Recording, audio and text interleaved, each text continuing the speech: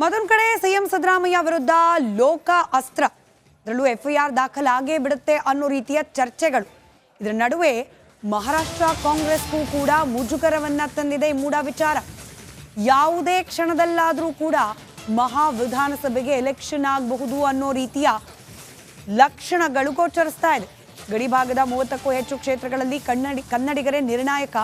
ಮಹಾರಾಷ್ಟ್ರದ ಕನ್ನಡ ಭಾಷಿಕರ ಪ್ರದೇಶದಲ್ಲಿ ಸಿಎಂ ಪ್ರಭಾವ ಇದೆ. ಕನ್ನಡ ಭಾಷಿಕ ಪ್ರದೇಶಗಳಲ್ಲಿ ಪ್ರಚಾರಕ್ಕೆ ಬಳಸಿಕೊಳ್ಳಲಿಕ್ಕೆ ಪ್ಲಾನ್ ಮಾಡಲಾಗಿತ್ತು. ಆದರೆ ಸಿದ್ದರಾಮಯ್ಯನವರ ವಿರುದ್ಧ ಇದೀಗ ಮೂಢಾಸ್ತ್ರ ಪ್ರಯೋಗ ಆಗಿದೆ. ಇನ್ ಕೇಸ್ ಎಫ್ಐಆರ್ ದಾಖಲಾಗ್ಬಿಟ್ರೆ ಮಹಾರಾಷ್ಟ್ರದ ಕಾಂಗ್ರೆಸ್ಗೂ ಕೂಡ ಮುಜುಗರದ ಪ್ರಸಂಗ ಆಗೋ ಸಾಧ್ಯತೆ. ಪ್ರಚಾರಕ್ಕೆ ಕರೆಸಿದ್ರೆ ವಿಪಕ್ಷಗಳು ಟೀಕೆ ಮಾಡುವ ಭಯ. ಬಂದ್ರೂ ಕಷ್ಟ, ಬಾರದೇ ಇದ್ರೂ ಕಷ್ಟ ಅನ್ನೋ ಸ್ಥಿತಿಯಲ್ಲಿದೆ ಸದ್ಯಕ್ಕೆ ಮಹಾರಾಷ್ಟ್ರದ ಕೈಪಾಳಯ.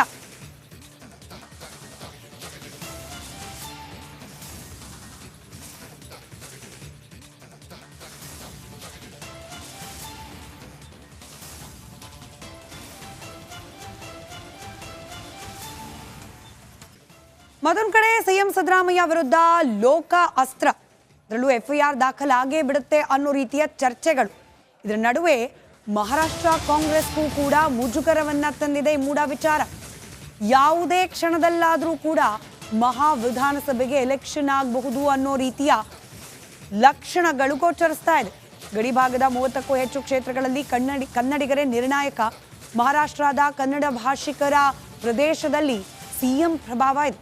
ಕನ್ನಡ ಭಾಷಿಕ ಪ್ರದೇಶಗಳಲ್ಲಿ ಪ್ರಚಾರಕ್ಕೆ ಬಳಸಿಕೊಳ್ಳಲಿಕ್ಕೆ ಪ್ಲಾನ್ ಮಾಡಲಾಗಿತ್ತು. ಆದರೆ ಸಿದ್ದರಾಮಯ್ಯನವರ ವಿರುದ್ಧ ಇದೀಗ ಮೂಢಾಸ್ತ್ರ ಪ್ರಯೋಗ ಆಗಿದೆ.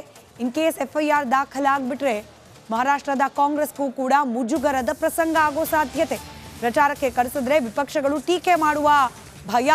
ಬಂದ್ರೂ ಕಷ್ಟ, ಬಾರದೇ ಇದ್ರೂ ಕಷ್ಟ ಅನ್ನೋ ಸ್ಥಿತಿಯಲ್ಲಿದೆ ಸದ್ಯಕ್ಕೆ ಮಹಾರಾಷ್ಟ್ರದ ಕೈಪಾಳಯ.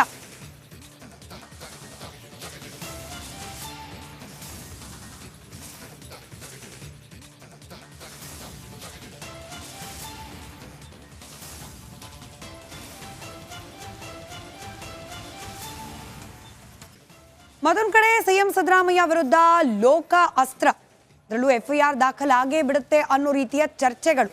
ಇದರ ನಡುವೆ ಮಹಾರಾಷ್ಟ್ರ ಕಾಂಗ್ರೆಸ್ಗೂ ಕೂಡ ಮುಜುಗರವನ್ನ ತಂದಿದೆ ಮೂಡ ವಿಚಾರ.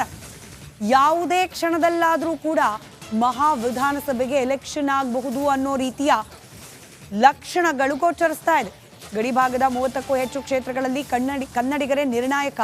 ಮಹಾರಾಷ್ಟ್ರದ ಕನ್ನಡ ಭಾಷಿಕರ ಪ್ರದೇಶದಲ್ಲಿ ಸಿಎಂ ಪ್ರಭಾವ ಇದೆ. ಕನ್ನಡ ಭಾಷಿಕ ಪ್ರದೇಶಗಳಲ್ಲಿ ಪ್ರಚಾರಕ್ಕೆ ಬಳಸಿಕೊಳ್ಳಲಿಕ್ಕೆ ಪ್ಲಾನ್ ಮಾಡಲಾಗಿತ್ತು. ಆದರೆ ಸಿದ್ದರಾಮಯ್ಯನವರ ವಿರುದ್ಧ ಇದೀಗ ಮೂಢಾಸ್ತ್ರ ಪ್ರಯೋಗ ಆಗಿದೆ. ಇನ್ ಕೇಸ್ ಎಫ್ಐಆರ್ ದಾಖಲಾಗ್ಬಿಟ್ರೆ ಮಹಾರಾಷ್ಟ್ರದ ಕಾಂಗ್ರೆಸ್ಗೂ ಕೂಡ ಮುಜುಗರದ ಪ್ರಸಂಗ ಆಗೋ ಸಾಧ್ಯತೆ. ಪ್ರಚಾರಕ್ಕೆ ಕರೆಸಿದ್ರೆ ವಿಪಕ್ಷಗಳು ಟೀಕೆ ಮಾಡುವ ಭಯ. ಬಂದ್ರೂ ಕಷ್ಟ, ಬಾರದೇ ಇದ್ರೂ ಕಷ್ಟ ಅನ್ನೋ ಸ್ಥಿತಿಯಲ್ಲಿದೆ ಸದ್ಯಕ್ಕೆ ಮಹಾರಾಷ್ಟ್ರದ ಕೈಪಾಳಯ.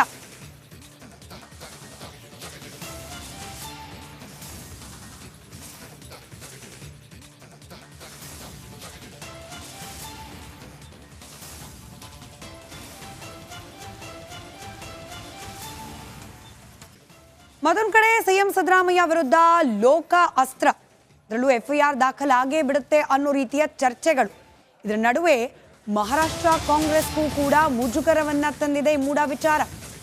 ಯಾವುದೇ ಕ್ಷಣದಲ್ಲಾದರೂ ಕೂಡ ಮಹಾ ವಿಧಾನಸಭೆಗೆ ಎಲೆಕ್ಷನ್ ಆಗಬಹುದು ಅನ್ನೋ ರೀತಿಯ ಲಕ್ಷಣಗಳು ಗೋಚರಿಸ್ತಾ ಇದೆ. ಗಡಿಭಾಗದ 30ಕ್ಕೂ ಹೆಚ್ಚು ಕ್ಷೇತ್ರಗಳಲ್ಲಿ ಕನ್ನಡಿಗರೇ ನಿರ್ಣಾಯಕ. ಮಹಾರಾಷ್ಟ್ರದ ಕನ್ನಡ ಭಾಷಿಕರ ಪ್ರದೇಶದಲ್ಲಿ ಸಿಎಂ ಪ್ರಭಾವ ಇದೆ. ಕನ್ನಡ ಭಾಷಿಕ ಪ್ರದೇಶಗಳಲ್ಲಿ ಪ್ರಚಾರಕ್ಕೆ ಬಳಸಿಕೊಳ್ಳಲಿಕ್ಕೆ ಪ್ಲಾನ್ ಮಾಡಲಾಗಿತ್ತು. ಆದರೆ ಸಿದ್ದರಾಮಯ್ಯನವರ ವಿರುದ್ಧ ಇದೀಗ ಮೂಢಾಸ್ತ್ರ ಪ್ರಯೋಗ ಆಗಿದೆ. ಇನ್ ಕೇಸ್ ಎಫ್ಐಆರ್ ದಾಖಲಾಗ್ಬಿಟ್ರೆ ಮಹಾರಾಷ್ಟ್ರದ ಕಾಂಗ್ರೆಸ್ಗೂ ಕೂಡ ಮುಜುಗರದ ಪ್ರಸಂಗ ಆಗೋ ಸಾಧ್ಯತೆ. ಪ್ರಚಾರಕ್ಕೆ ಕರೆಸಿದ್ರೆ ವಿಪಕ್ಷಗಳು ಟೀಕೆ ಮಾಡುವ ಭಯ. ಬಂದ್ರೂ ಕಷ್ಟ, ಬಾರದೇ ಇದ್ರೂ ಕಷ್ಟ ಅನ್ನೋ ಸ್ಥಿತಿಯಲ್ಲಿದೆ ಸದ್ಯಕ್ಕೆ ಮಹಾರಾಷ್ಟ್ರದ ಕೈಪಾಳಯ.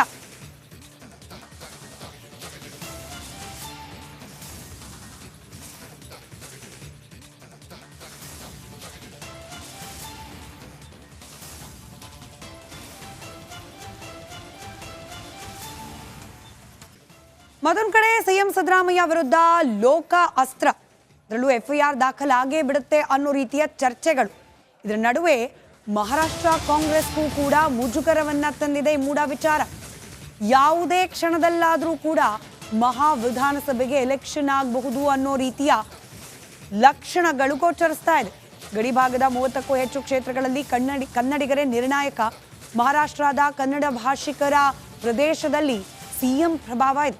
ಕನ್ನಡ ಭಾಷಿಕ ಪ್ರದೇಶಗಳಲ್ಲಿ ಪ್ರಚಾರಕ್ಕೆ ಬಳಸಿಕೊಳ್ಳಲಿಕ್ಕೆ ಪ್ಲಾನ್ ಮಾಡಲಾಗಿತ್ತು. ಆದರೆ ಸಿದ್ದರಾಮಯ್ಯನವರ ವಿರುದ್ಧ ಇದೀಗ ಮೂಢಾಸ್ತ್ರ ಪ್ರಯೋಗ ಆಗಿದೆ. ಇನ್ ಕೇಸ್ FIR ದಾಖಲಾಗ್ಬಿಟ್ರೆ ಮಹಾರಾಷ್ಟ್ರದ ಕಾಂಗ್ರೆಸ್ಗೂ ಕೂಡ ಮುಜುಗರದ ಪ್ರಸಂಗ ಆಗೋ ಸಾಧ್ಯತೆ. ಪ್ರಚಾರಕ್ಕೆ ಕರೆಸಿದ್ರೆ ವಿಪಕ್ಷಗಳು ಟೀಕೆ ಮಾಡುವ ಭಯ. ಬಂದ್ರೂ ಕಷ್ಟ, ಬಾರದೇ ಇದ್ರೂ ಕಷ್ಟ ಅನ್ನೋ ಸ್ಥಿತಿಯಲ್ಲಿದೆ ಸದ್ಯಕ್ಕೆ ಮಹಾರಾಷ್ಟ್ರದ ಕೈಪಾಳಯ.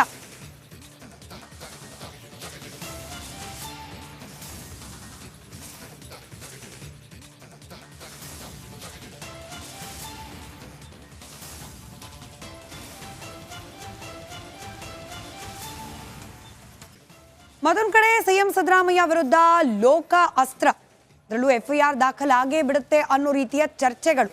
ಇದರ ನಡುವೆ ಮಹಾರಾಷ್ಟ್ರ ಕಾಂಗ್ರೆಸ್ಗೂ ಕೂಡ ಮುಜುಗರವನ್ನ ತಂದಿದೆ ಈ ಮೂಢ ವಿಚಾರ.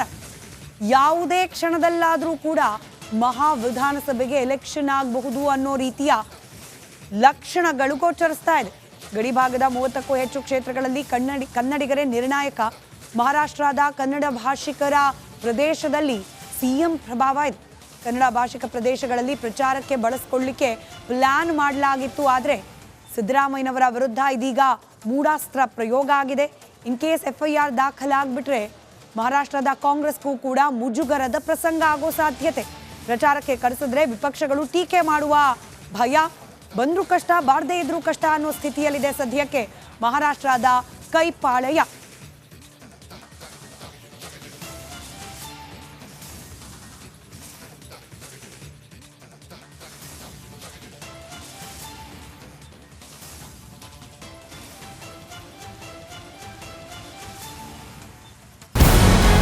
ನಮಸ್ಕಾರ, ಕರ್ನಾಟಕ ಪ್ರೈಮ್ ಟೈಮ್ಗೆ ಸ್ವಾಗತ.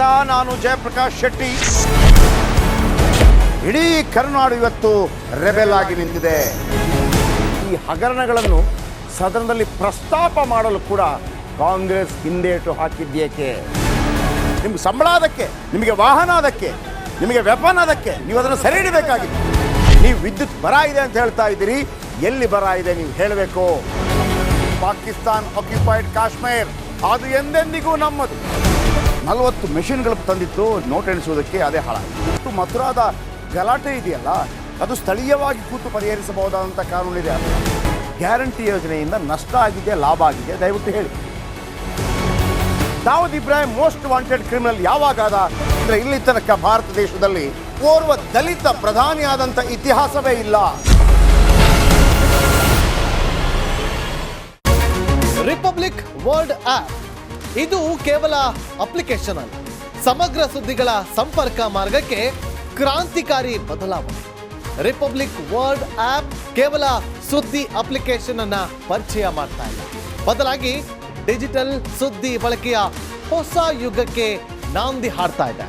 ಇದೊಂದು ಬ್ರೇಕಿಂಗ್ ನ್ಯೂಸ್, ಪ್ರಭಾವಶಾಲಿ ಕಾರ್ಯಕ್ರಮಗಳಿಗೆ ಗಟ್ಟಿಯಾದ ವೇದಿಕೆ. ರಿಪಬ್ಲಿಕ್ ವರ್ಲ್ಡ್ ಅಪ್ಲಿಕೇಶನ್ ಈಗ ಲೈವ್ ಆಗಿದೆ. ಗೂಗಲ್ ಪ್ಲೇ ಸ್ಟೋರ್ ಮತ್ತು ಆಪಲ್ ಆಪ್ ಸ್ಟೋರ್ ಎರಡರಲ್ಲೂ ಲಭ್ಯವಿದೆ. ಈಗಲೇ ಡೌನ್ಲೋಡ್ ಮಾಡಿ.